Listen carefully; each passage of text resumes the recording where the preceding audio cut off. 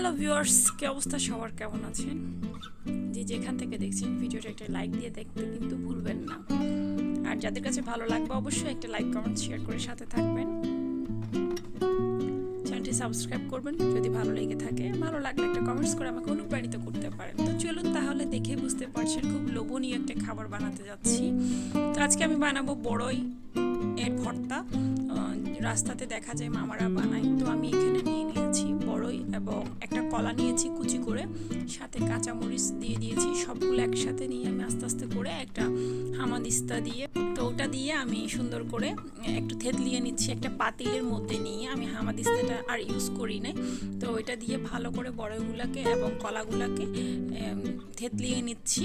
তো এভাবে হলে খেতে কিন্তু বেশ মজা হয়। সাথে কাঁচামরিচ দিয়ে দিয়েছি, দিয়ে ভালো করে একটু থেতলিয়ে নিলাম। নেওয়ার পরে আমি একটা বাটিতে নিয়ে নিয়েছি, সাথে দিয়ে দিয়েছি কয়েক ফালি তেঁতুল, পাকা তেঁতুল, সাথে দিয়েছি শসা কুচি এবং ধনেপাতা কুচি, আর দিয়ে দিচ্ছি স্বাদ মতো বিট লবণ এবং খাওয়ার লবণ, আর দিয়ে দিয়েছি 1.5 চা চামচ চিনি, আর একটু কাসুন্দি, আর হচ্ছে সরিষার তেল। এখন হচ্ছে আসল মজা, ভালো করে ঘষে ঘষে মিক্স করছি।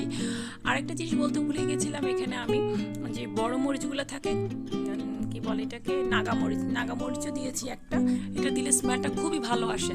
এখন আমি এটাকে ভালো করে হাতে মিক্স করে নিচ্ছি। আমরা গ্রামে পাটায় পিষে এই ভর্তাটা করতাম। সাথে কাঁঠাল গাছের ছোট ছোট যে কাঁঠালের কি বলে এটাকে, ছোট ছোট কাঁঠালগুলো যখন কলি আসে গাছের মতো, ওগুলো দিয়ে ভর্তা করতে কিন্তু বেশ দারুণ মজা হতো। তো এখন ভর্তাটা বানানো শেষ, সাথে আমি টমেটো কুচিও দিয়েছি। এভাবে মেখে খেতে কিন্তু দারুণ মজা হয়। বানিয়ে তো খেয়েছি 2 দিন হলো, তবে আজকে যখন ভিডিওটা আমি এডিট করছি দেখি আমার মুখে পানি চলে আসছে। তো কলা এবং বড়ইয়ের খুব মজাদার একটা ভর্তা।